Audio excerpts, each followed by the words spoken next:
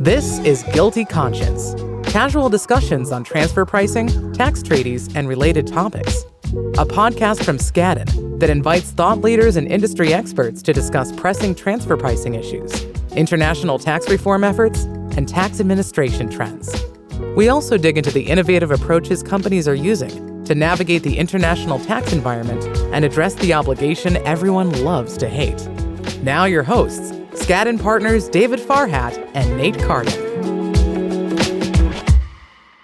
How's it going all? Welcome to GILTI Conscience. My name is David Farhat. I'm a partner at Skadden, primarily focusing on transfer pricing planning, and multi-country controversy, doing competent authority matters and APAs.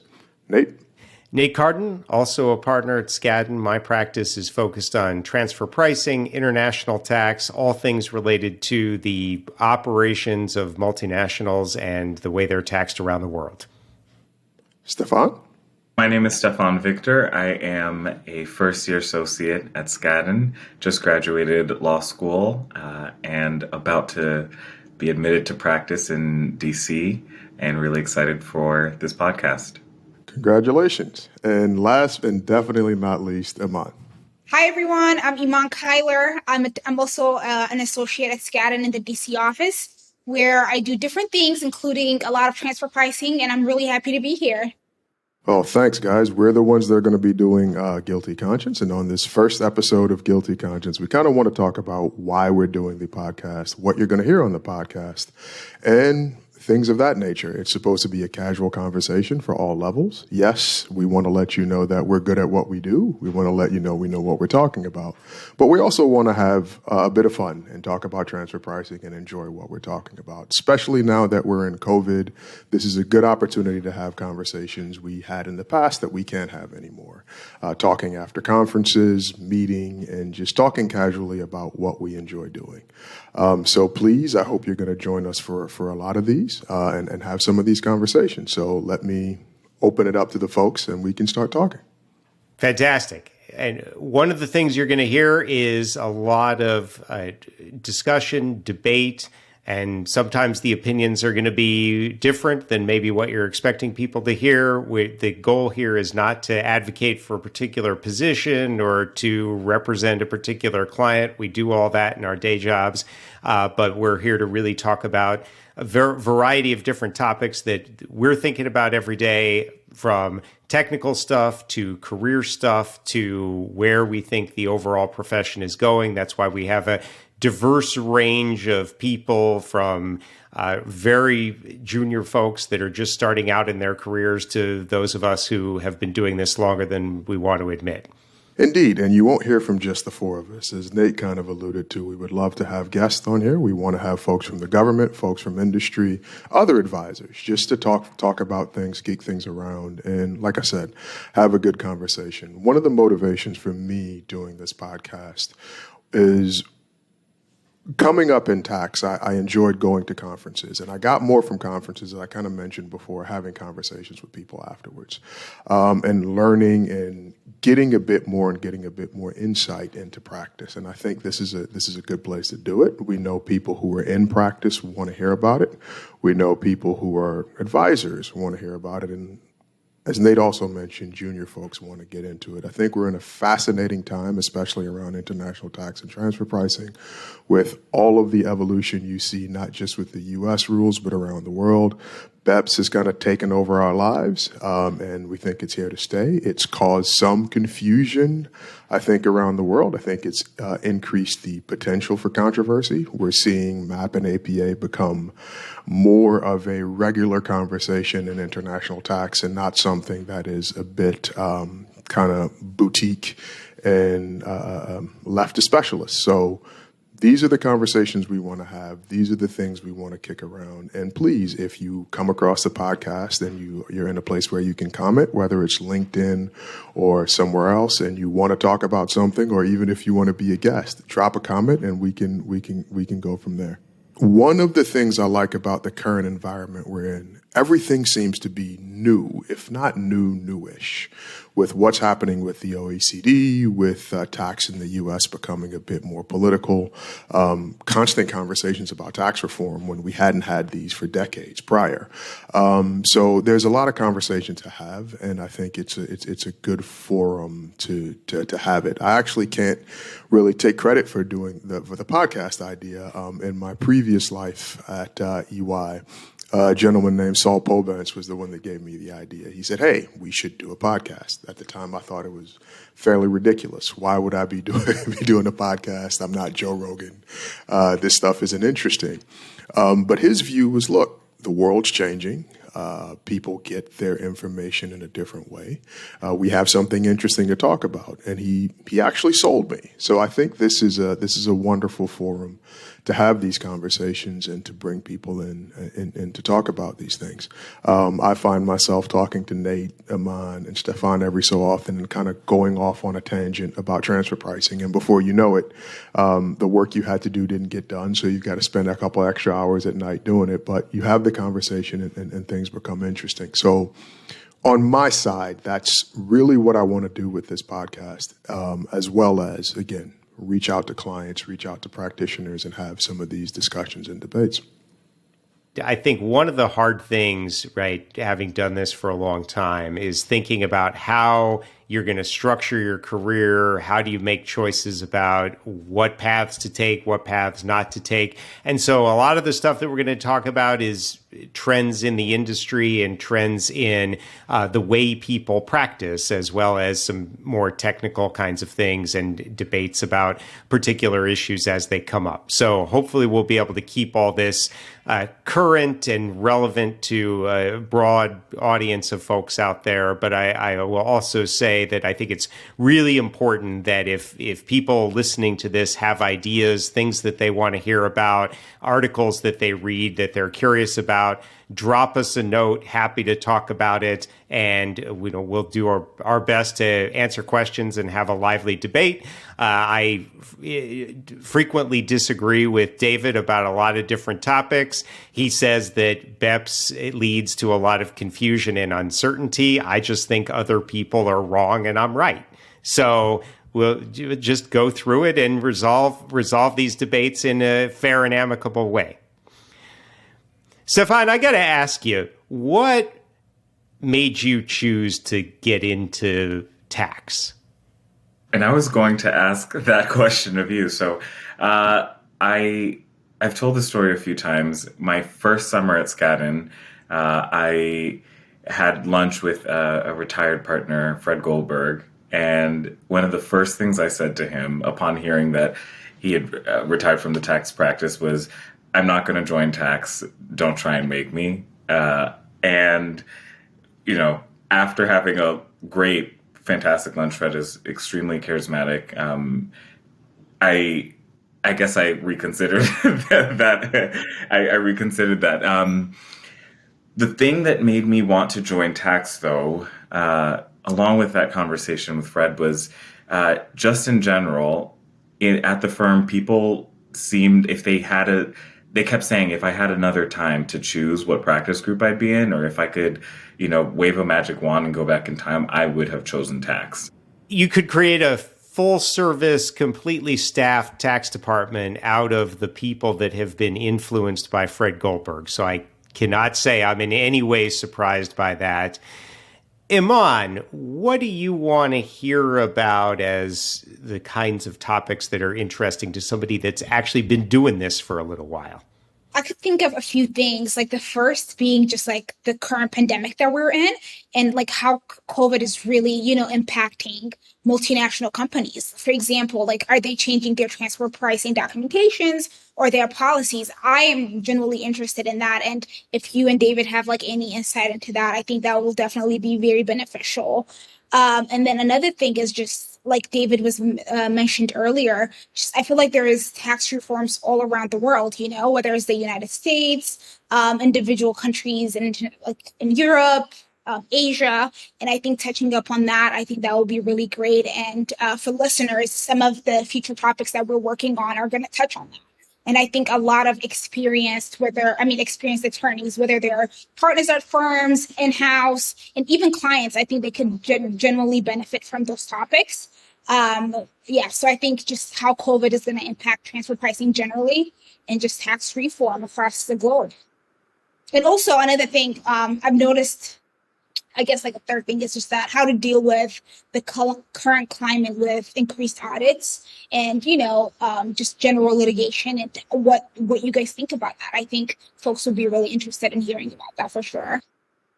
Now, I think that's actually fascinating. COVID being a big topic, I feel, and I'll put this in quotes, fortunate from a tax perspective to have been practicing when we had the downturn in 8 through 10 and practicing now and kind of looking at the parallels and looking at the differences and kind of having conversations with folks who have been practicing longer than I to say, look, it's a really unique time and it's a really interesting time. One, there's job security because things change so much, and that's always a good thing. But as a bit of a tax nerd that, you're interested in this and you really want to do, you really enjoy doing this, apologies. And as you said, Stefane, that logic game of tax, I think we're in a place where a lot of things just don't make sense anymore. So having these conversations and talking about these things, as well as doing our day job, I think is fun. We get lost a bit sometimes when we're doing work and just doing the work and serving the client or kind of writing the memo and not really stepping back and saying, what am I doing? Having that conversation about what's going on and thinking generally, which I think is very helpful when you get into your day-to-day practice. One of the things I really miss about working at the government, I think folks at the IRS do this really well, kind of stepping back and saying, let's think about this from a policy perspective. Let's think about this from an overall perspective. And having this opportunity to do this, and I think doing it with folks that are a bit more experienced and folks that are new, and having guests come in to talk about this, I think will be absolutely awesome. But Nate, as a veteran, what do you hope to kind of talk about or get from some of this? Veteran is a very kind word. I appreciate that. One of the things that I think is going to be a really interesting element of this is talking about the evolution of how tax practice and how tax rules have evolved over time. When I first started doing this, right, it would have been my greatest dream to have a transfer pricing question that I was working on appear in the Wall Street Journal. Now, that is my worst nightmare. The public perception and the political focus on the way multinational companies are taxed is completely different. It's, to me, the defining difference between where the tax practice was when I started my career and where the tax practice is today. And so one of the things that I hope many of our guests will get into is not just the X's and O's of how the tax law works and how different countries are applying these rules, but also these background considerations, how tax and trade are getting wrapped up with each other. So if you look at the Section 301 investigations that were a response to the digital services taxes that in turn are the driver of the Pillar 1 effort, you can see tariffs on French wine going all the way to a fundamental redesign of the way market countries get to claim income and get to tax companies around the world. And that is something that when I first started working on this, it was never even within anybody's imagination. So that is certainly something that I hope to get out of that. And I hope that we can convey to our listeners, to Iman and to Stefane, and to other people that may be interested in this, just how rapidly this is changing and how dynamic a career you can make out of it. I have a question for both of you. Both of you in different ways have mentioned or touched on how the tax system now, or there's increased rate of reform now than there was when you started your careers. Why is there a reason that you can? I think so.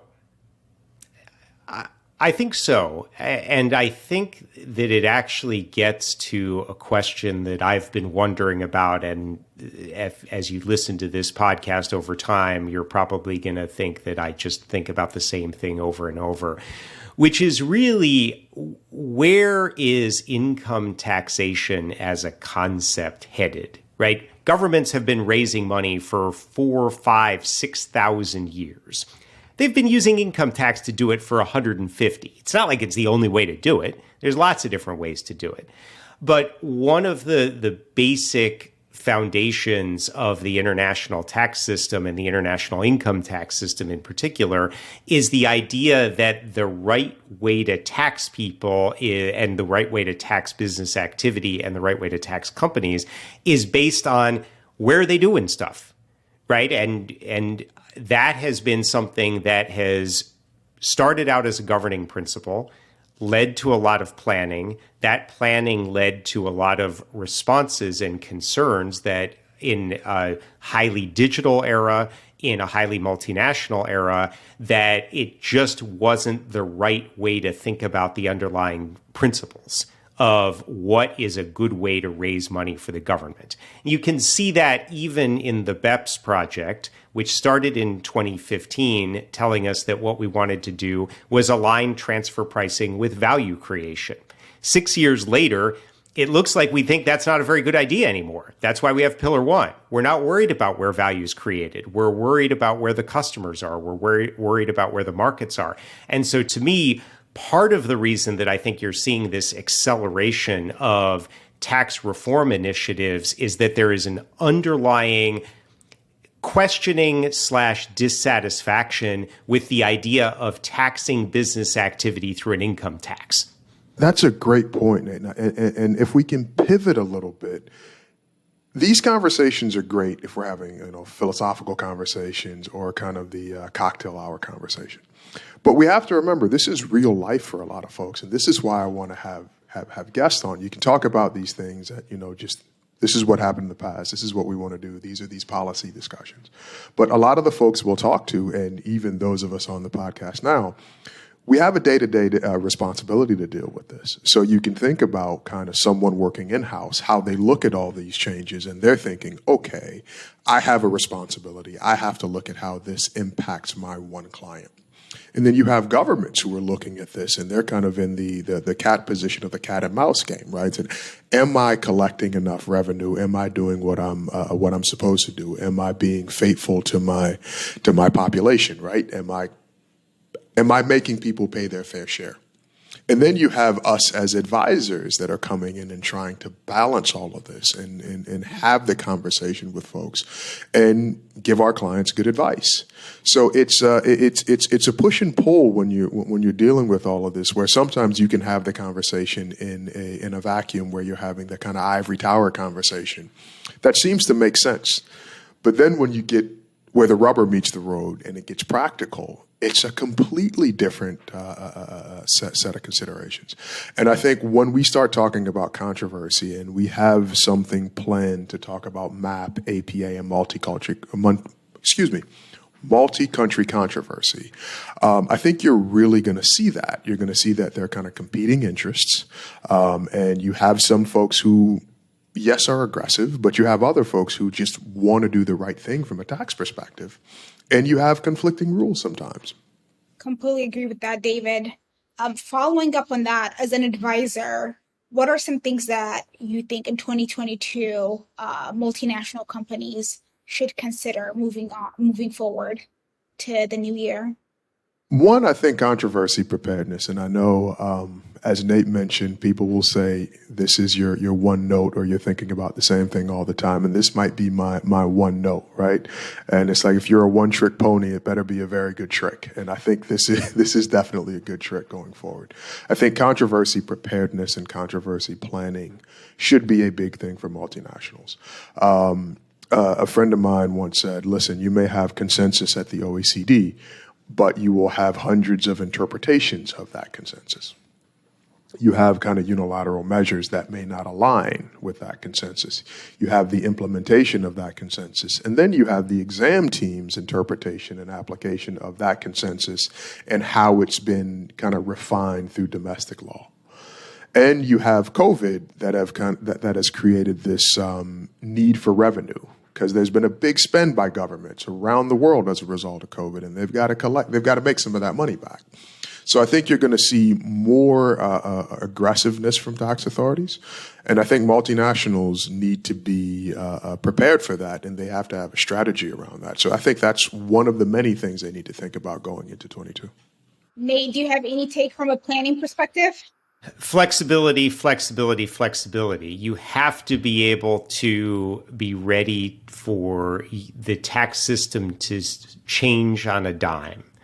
The fact of the matter is that if you had proposed something like Pillar 1 in 2013, 14, or 15, as the BEPS project was going on and as the rules were being considered that ultimately gave us DEMPE and the Action 8 through 10 report, the idea that we would then flip to purely destination-based concept as one of the pillars of international taxation, I think would have struck people as crazy. And yet here we are. And the same issues happen at the U.S. domestic level, right? 5 years ago, we had a radically different international tax system than what we do today, which may be a radically different international tax system than what we have in a year. And so you have to constantly be thinking about, how is the planning that I'm doing, how are the structures that I'm creating aligned with what my actual business objectives are, and nimble enough to deal with tax rules that may actually evolve faster than my business is evolving. And I think I know the answer to this question, but would you say that tax reform or changes to the tax code are something that brings you excitement at different stages of your career? Is that an exciting idea, or is it something that makes you? It depends on how you define excitement. If you like working on Christmas and that's exciting, then yes, tax reform will do that to you, because several Christmases I've had to work as a result of tax reform or new regs or something along those lines. But no, but all jokes aside, as a bit of a tax nerd, you're excited, like what's going to happen? And then your reaction to the reform sometimes is, oh, this is great, or most times, oh, this is horrible, what are they thinking? But yes, that's exciting, and that can be fun. But as I said to a client once, these changes cause a lot of stress for you, but they pay the bills for me, right? So it's a different perspective. So I think that's a good question to ask as we have various guests come in, government folks, people from industry. How do you feel when you see tax reform? I think a lot of tax people, especially I think in the in-house community, they like when things stay the same. They like when things are constant because you know what's coming. And I think some folks in the advisor community may like it when things are shaken up a bit, because then it gives you more to talk about and more to sell. So they're competing interests there, and it depends really on how you define excitement. I have one tax reform left in me. That's it. If we get this one, fine, I'll deal with it. If there's another one, good night, Charlie. It's over. And I am tapping out. The one thing I'll say is that tax reform makes it interesting as a leader, as a coach, as a mentor to people that are coming up through the system and just beginning to build their tax careers. Because something that may now seem obvious, but wasn't obvious to me in 2017, was that the creation of a new system created the opportunity to learn with junior people a whole new way of thinking about things. 10, 15 years ago, the way I thought about transfer pricing, the way most people think about transfer pricing, was completely different than the way that we think about it now because of evolution in the law, because of the changes to the overall U.S. international system and the changes to the global tax climate. And the opportunity to learn that with people who have 20, 30 years left in their career, who aren't coming to it with all the baggage that I come with, really has been a source of excitement for me. And the process of seeing people understand why a system works the way it works, what are the underlying rationales for the words that they're reading, I think is creating, frankly, a great generation of tax advisors. Not only will I be too old to be doing this in 20 years, but there will also be a generation of people behind me who are going to be absolutely tremendous. And the opportunity to work with them early in their careers has been a pleasure. And so in that respect, tax reform is great. Working on Christmas, not so much. Any other questions, comments as we're kind of doing this intro episode? I do hope that folks listen. This was an introduction to us and how we think about things going forward. We're going to have a lot of topical podcasts, hopefully great guests, government speakers. And again, if people have suggestions, what things that they want to hear about, questions that they have, our executive producer, Iman, will also bring topics to us, things that she's thinking about. So if you want her to play a practical joke on us, feel free to reach out to her and get her to ask us some absolutely wacky questions. Thank you for joining us for today's episode of Guilty Conscience. If you like what you're hearing, be sure to subscribe in your favorite podcast app so you don't miss any future conversations. Skadden's tax team is recognized globally for providing clients with creative and innovative solutions to their most pressing transactional, planning, and controversy challenges. Additional information about Skadden can be found at skadden.com.